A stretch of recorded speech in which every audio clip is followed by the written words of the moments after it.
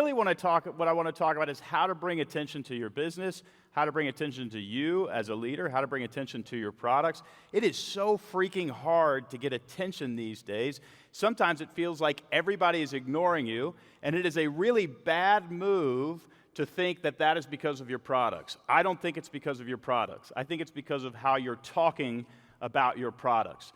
Now, I learned this the hard way.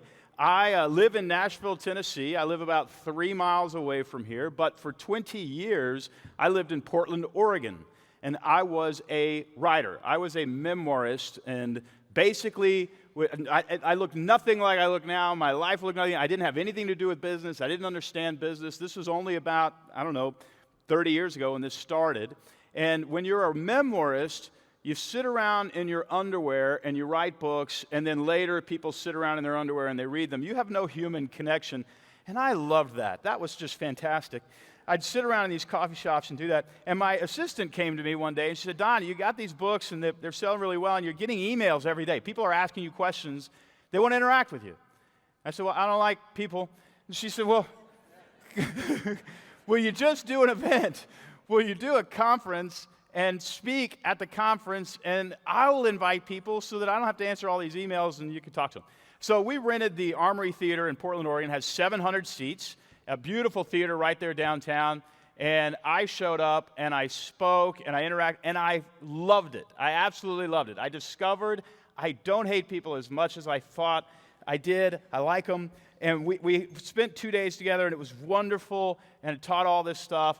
And we sent out a survey that just said, did you like it, and will you tell your friends about it? Now, I got to tell you the bad news, 700 seats in the theater, 350 people showed up.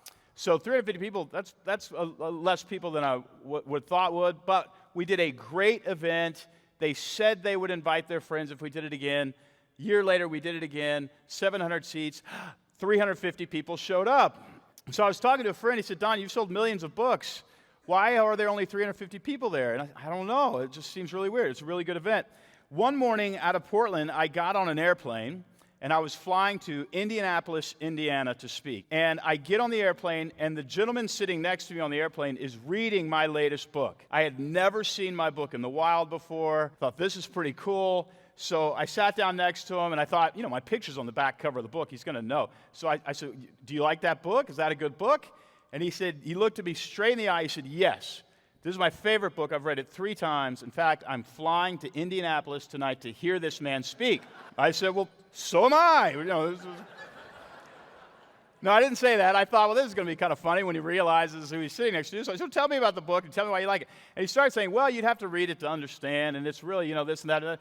He talked for about a minute, and I realized, I don't want to read my own book the way this guy's talking about it. I don't even know if I want to hear myself speak tonight. And I realized that now, to be honest with you, I never told him who I was. So we were on a 2-hour flight. About 15 minutes in, I dug myself into a hole. If you meet him, apologize for me. I haven't talked to him since, but he didn't come up to me after the conference, so there you go.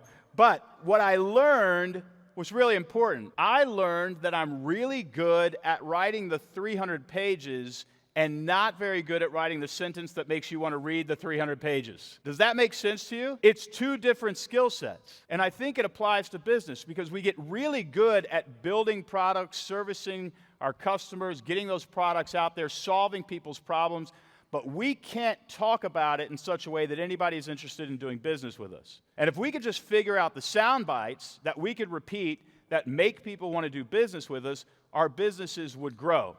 There's traditionally about 3 P's to building a company. You got to get your product right. The product kind of comes first. And then when people start buying it, you've got to hire people to help you make those products and sell those products. So now you got to get people right. You realize you should have got a degree in counseling, not in business. But then you get your people right. And then in order to scale, you got to get your processes right. The 4th P is positioning. How are you positioned in the market? What do people think when they think about you? Do they understand the problem that you solve? When they hear you in just a soundbite, do they want to do business with you? Let me give you an example. I was working with a client not very long ago, late last year, and they dominate the fish aquarium market in American pet stores. Fish aquariums, fish with aquariums. So they dominate that market. And they came to me and said, Don, we're having trouble. We sell to hobbyists, but we haven't broken into families. We think there's a huge opportunity for us, for families. And, they had these Harvard guys. They'd flown everybody in from around the world, big, $100+ million company. And I said, well, have you tried saying something like kids love aquariums? And they're like, no, we haven't really tried that. We're doing all these studies and we've spent all this money. I'm like, yeah, so if you just put kids love aquariums on things, you'll sell more. I didn't go to Harvard. I went to Alvin Community College, home of the Fighting Dolphins. But I'm pretty sure if you put kids love aquariums all over shit, you're going to sell a lot of fish. Well, we'll test that out. Glad our boss read your book. Nice meeting him. No, you don't understand.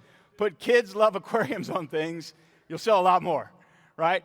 So they just wouldn't follow me. And so I said to David, the guy who ran the company, I said, would you just ask them to put kids love? Just try it, right? They did a test market just recently with this. 99% increase in sales across all products. It's not rocket science. We're just talking over their heads. We need to put the cookies on a lower shelf. We need something to say that immediately our buyer understands, wait a second, I need that, can I get your card?